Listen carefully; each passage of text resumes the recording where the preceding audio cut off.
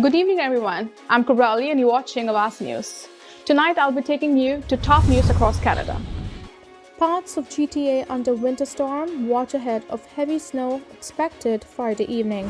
Boy 12 charged for allegedly robbing Toronto store, stabbing employee in the back. Indigo lays off staff as part of strategic plan, does not specify number of cuts. Upcoming TTC closures and changes. Expect delays, tractor trailer jackknife snarls traffic on Highway 401. Avenue Road Bridge protests no longer allowed, Toronto Police Chief says.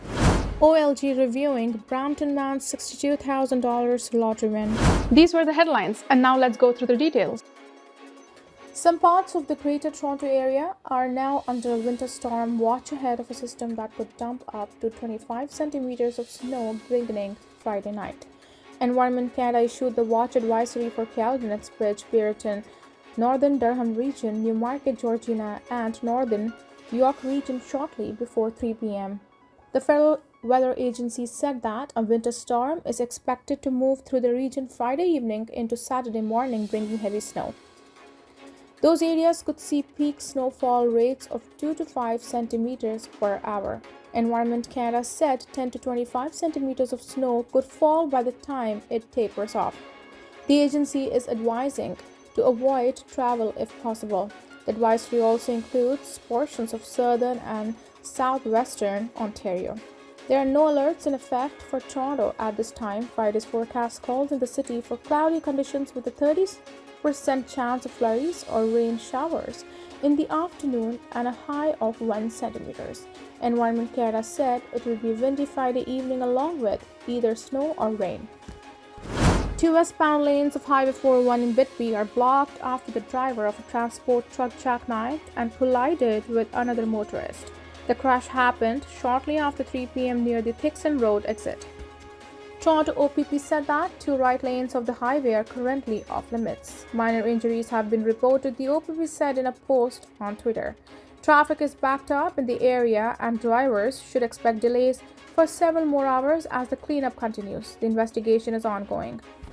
Indigo Books and Music Inc. has laid off an unspecified number of staff as part of the retailer's ongoing efforts to streamline its operations. Indigo spokeswoman Melissa Perry says in an email to the Canadian press that the cuts stem from the company's strategic plan meant to return the business to profitability. There will be no subway service between the number of the downtown TTC stations this weekend due to track and station upgrades. A news release by TTC says that this Saturday and Sunday there will be no subway service on Line 1 Young University between the St. George and St. Andrew stations, including Museum, Queen's Park, and St. Patrick stations. Additionally, shuttle buses will be out of operation due to traffic conditions. Instead, there will be increased service on downtown streetcars to make up for the subway closures. The Transit Authority is advising commuters on the Yonge side of Line 1 to connect the westbound services at Wellesley, College Dundas, Queen, or King stations. Alternatively, downtown travel commuters can take the 510 streetcar from Spadina station and transfer to connecting eastbound service such as those on College, Dundas, Queen, or King streets. The TTC says that those requiring Wheel-Trans service can speak with a customer service staff member for assistance and that there will be extra Wheel-Trans services available downtown. Aside from the Museum, Queen's Park, and St. Patrick's subway station closures, all others will remain open where customers can purchase or load Pesto cards and tickets.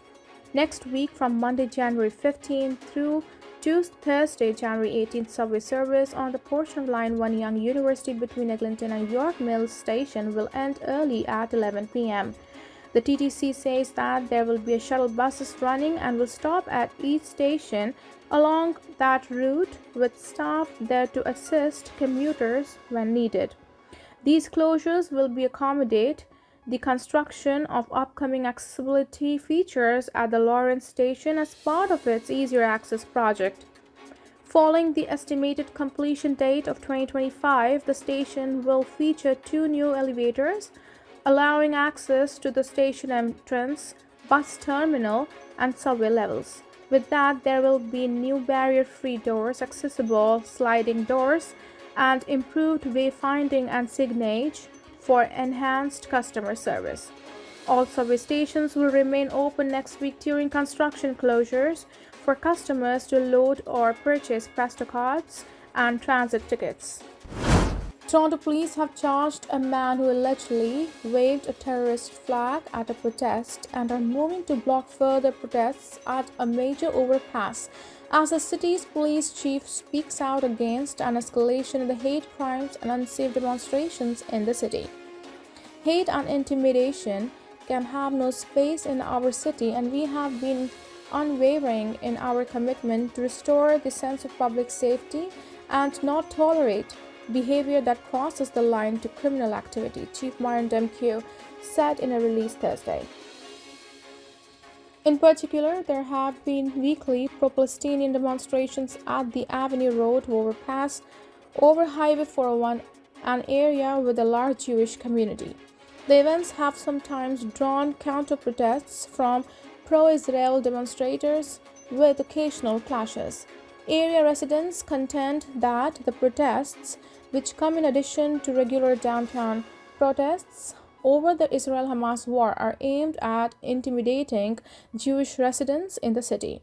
They have also been flagged as a safety concern for both the demonstrators and for passing vehicles. The spot was the scene of a recent incident where Toronto police were seen ferrying Tim Hortons coffee to bridge protesters as they worked to contain the situation. The coffee was brought to the area by someone else. News that the Avenue Road overpass protests will no longer be permitted comes just days after City Council tabled a motion asking staff to look into what could be done about the demonstrations, citing safety concerns. Speaking with reporters, the chief said police have taken pains to protect people's rights to protest over the past few weeks. Demkew also noted that the bridge runs over one of the busiest highways in North America and said that the events of the past few weeks have given rise to a very serious concern for community safety.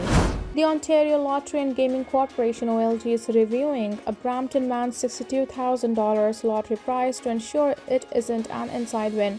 The Provincial Crown Corporation, in a January 10th news release, said that it must review and validate the prize as its winner, Roshan Kumar Gandhi, works at an authorized OLG retailer. This policy is enforced when insiders, those who are employed by authorized OLG retailers, claim winnings of $10,000 or more. Along with review and validation, the Ontario Lottery Regulator places a 30-day publication period on the winning ticket to ensure that there are no additional claims. The ticket was purchased at Raj Kitchen Food Fair on Father Tobin Road. According to the OLG, Gandhi does not work at that authorized OLG retail location. Given there are no additional claims on the ticket, Gandhi is expected to receive his lottery prize payment on February 10th, the OLG said in a release. A 12-year-old boy allegedly robbed an East End Toronto convenience store at night point and then stabbed an employee in the back as they were running away is facing charges.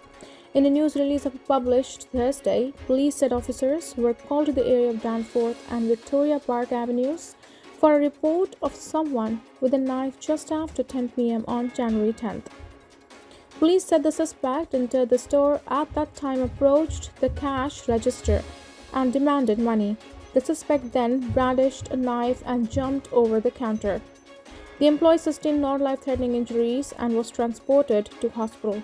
The suspect, who cannot be named under the terms of the Youth Criminal Justice Act, was arrested near the scene, and police said a knife was recovered. He is charged with robbery with an offensive weapon, assault causing bodily harm, and mischief under $5,000. Investigators said the boy made a court appearance in Toronto on Thursday morning. A second stabbing was reported to police on Thursday evening at approximately 10:22 p.m. in the area of Avenue and Davenport Roads. The victim sustained serious but not life-threatening injuries. The two incidents are not believed to be related. Thank you for tuning in. I'm Kubra Ali. I'll see you back tomorrow, same time, same channel. Until then, good night.